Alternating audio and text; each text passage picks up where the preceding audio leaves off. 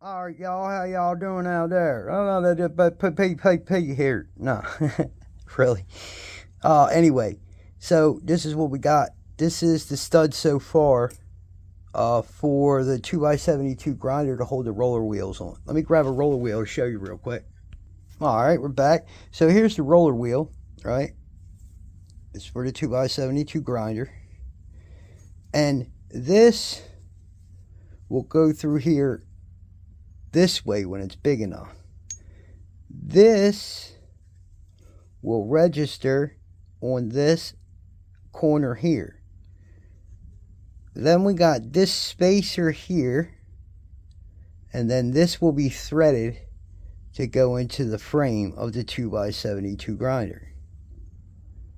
Now I'm thinking about hexing this off in order to have it for a wrench to torque on it. All right, or at least put two flats on it, right? That way I can grab it with a wrench and torque it. But I do have the hexagon what is it, ER32 collet, so I could put it in there and maybe get the hexagon shape out of it, because this diameter here is still going to go down. This isn't in the definitive. And then, oh, by the way, this is going to have a hole drilled out, threaded, and then it's going to have a cap screw that goes over top of it, which is going to hold it in place in here. Boop, it's going to go in there, right? So when it all said and done and it's all put together, that's how it'll be put together, and it'll sit just like this. And then this register will come back just on the other side of this race and this bearing, just on the other side of there. All right, so that way, like on the other side, it'll sit right on the inside. That way when I put the cap screw on it and screw it in, actually it's going to sit flush. Yeah, I want it to sit flush with this. That way when I put the cap screw on it and screw it in, it screws in and it won't move. Now I'm trying to decide what I want to do. I don't want that cap screw coming unscrewed. So what I may have to do is reverse threads. God. So anyway, yeah, there we go. That's where we're at right now. That's what we're working on. I got a stud up in the lathe we're going to take a look at, and we're going to go from there and see what we get to. I got the collet chuck in there so we can get this back in there and work on it, and I believe we may need one more of these after the one we got in there. If we can get it done, we'll be good. All right. So, hey, stick around. And well, throughout this, man, hit me up. Let me know what you think. This ain't a lie or nothing, but, you know, just hit me up on here. And if I can get to the comment and it'll help out, I really appreciate it. And if you're still in there and you're going to enjoy this and you're interested in making a 2x72 grinder of your own, and you ain't never done nothing like that before, like myself, and you just want to see how far I'm going to fumble it up before you give it a try, well, hey, welcome. Hit that subscribe button while you're at it. Like and share the video to the people that are just as crazy as we are. Hey, welcome to Atkins Fabrication and then some. I'm Pete, your host with the most, baby, huh? Let's get it. Be back in just a minute, y'all. All right, y'all, here we are at the lathe. We got us a piece of bar in. I've already started, and she is pretty clean. So what we're going to do is we're just going to get this bad boy, start taking it down.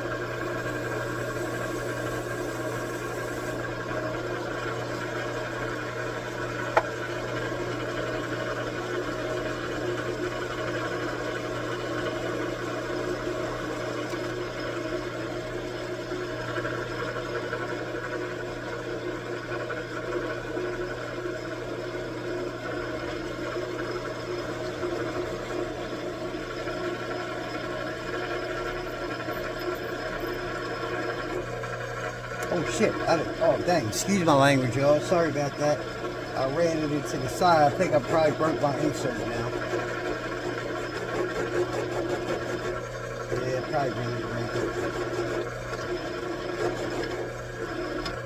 Yeah, I'm sure I did break it. Alright, give me a sec, y'all. Let me change the insert. I'll be back. Alright.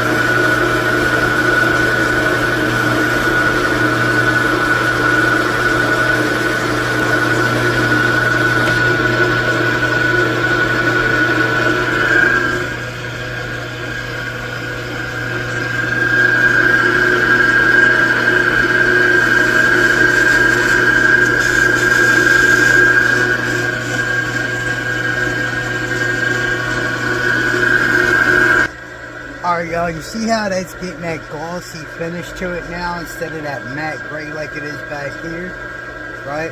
That's because the insert has been dulled now. So even though it's cutting, it's not leaving a fresh cut. In other words, it's being pushed through the part and it's sharp enough to cut it off, but it leaves an ugly cut. You know what I'm saying? Instead of a pretty cut. So, you know, we ain't quite there yet. I don't think I'm ready to change it yet, but we're getting close. Be paying attention for that with yours. Alright? Make sure y'all pay good attention for that. Because that can make you break you on your part. You don't want to send your final cut with this insert. You want to switch the insert out for a final cut and give it a nice finish. Not this. See how you got them silver lines in there? That's because it's rubbing on it, making it like a bearing. Even though it's cutting it, it's still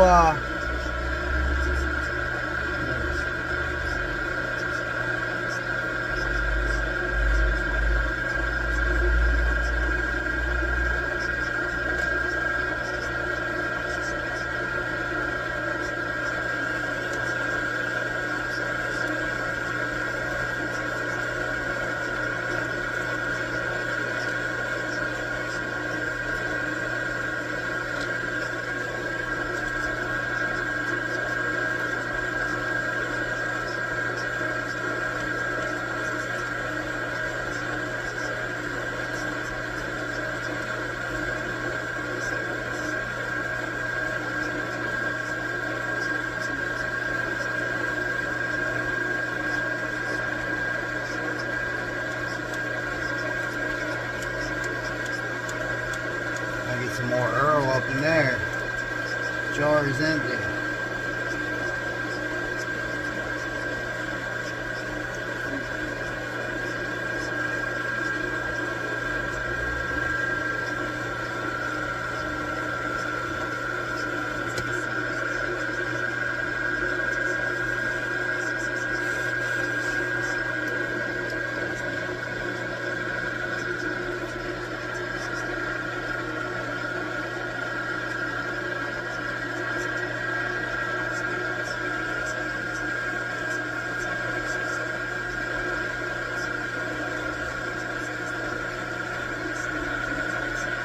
Yeah, you can see she's still clearly sharp enough to make the cuts.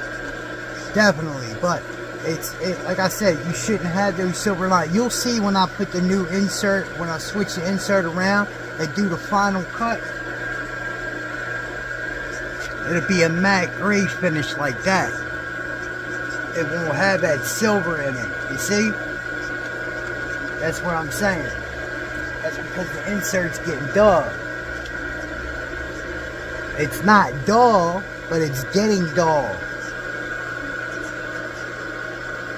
Once it starts to get dull, what happens? It starts to lose some of its characteristics, some of the traits that it's known to do when it's cutting. Right? So, in order to get that back, you either gotta know how to resharpen it, regrind it, or change it. And that's what we're going to do. We're going to change it. Not yet.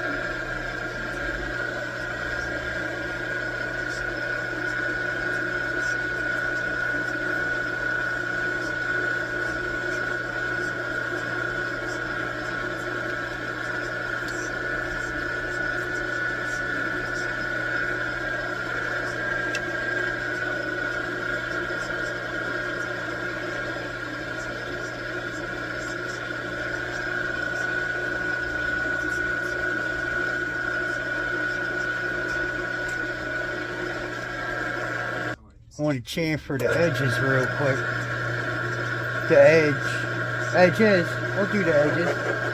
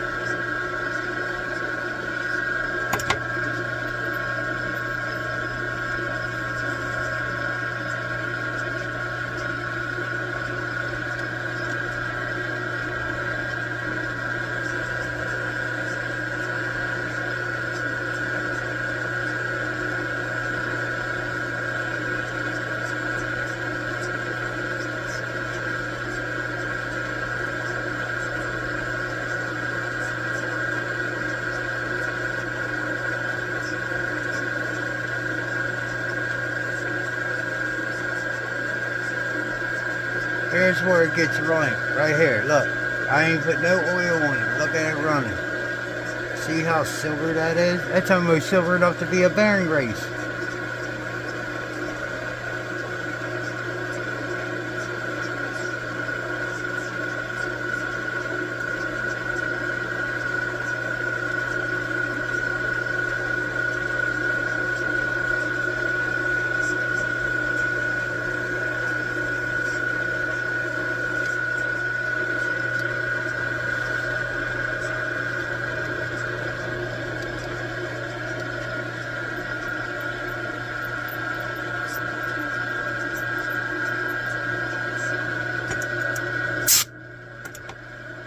Alright, y'all, I'll be back in a minute. There you go, y'all. I got a screw sticking out of the head. So you see me? Yeah. Alright, y'all, here we go, baby. Okay. We're set up. Let's see what we can do with that here.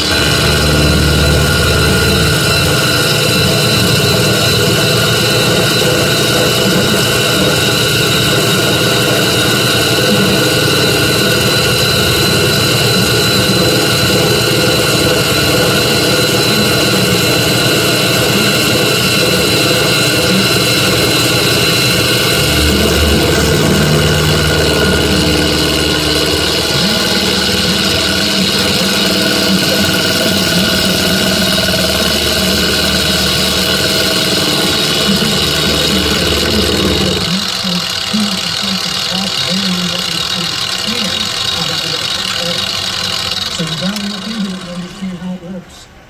That's all I can say about it.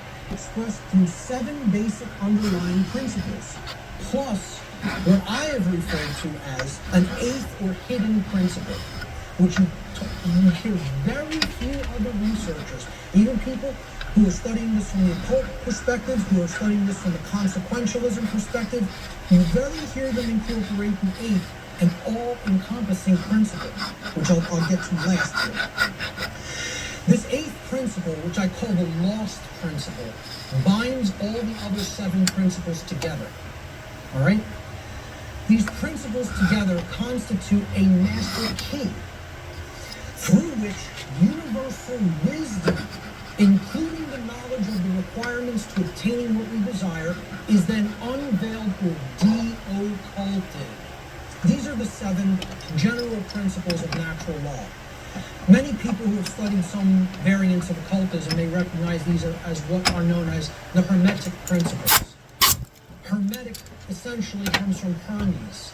Hermes Trismegistus, the thrice great one, as he was referred to in the ancient Greek mystery traditions. 7 general principles. They are mentalism, correspondence, vibration, polarity, rhythm, cause and effect, which is a huge one, which we'll be getting into, and gender. Now I'm going to briefly describe what each of these are and what they're about. The principle of mentalism states that the all, everything in creation, is actually a manifestation of mind. The purpose of this whole Changing out the inserts also. Nothing is truly solid. You know, it's again, like we say, we are spirit having a human experience. The whole universe is spiritual, having an experience in solidity. All right, that's how you have to look at the principle of vibration. The principle of polarity states that everything has a dual nature to it. There are polarities in everything that exists. Okay, everything has poles. Everything has its pair of opposites. However, opposites, they are identical in nature, but they're different in degree. So let me give you an example of what that means. Are hot and cold really opposites? Or can we simply look at them as the presence of heat energy or the absence of heat energy? Meaning that they're the same thing, energy. And whether it's concentrated in a specific area, which would make it hot, or whether it's absent from a specific area, which would make it cold. Okay? That's what hot and cold are at the fundamental level.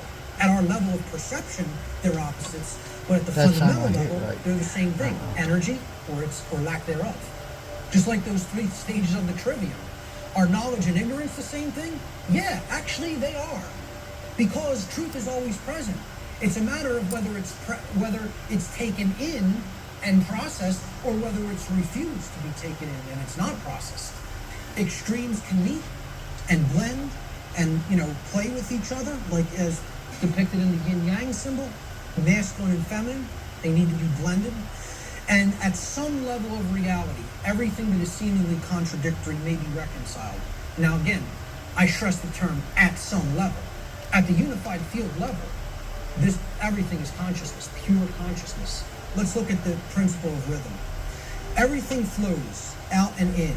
Everything has its tides. All things rise and fall. Okay, so everything has a rhythm to it or a swing to it. There's tendencies that exist in energy. The pendulum swing manifests in everything that we undergo, everything we perceive. The measure of the swing to the right is the measure of the swing to the left. It's just an opposite. It's perceived as an opposite. Rhythm will compensate. Now, how this should be understood when we are talking about natural law. So many people will say, well, that's just the way the tendency is made. It's the way the tide is taken, right?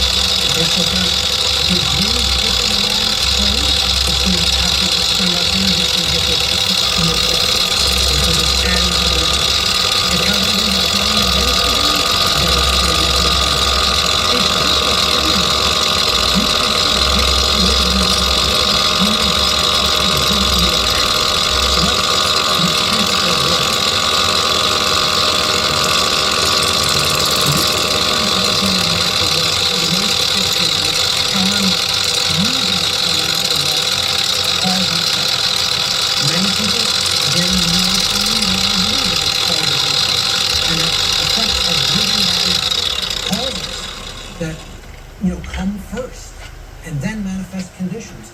So the principle of cause and effect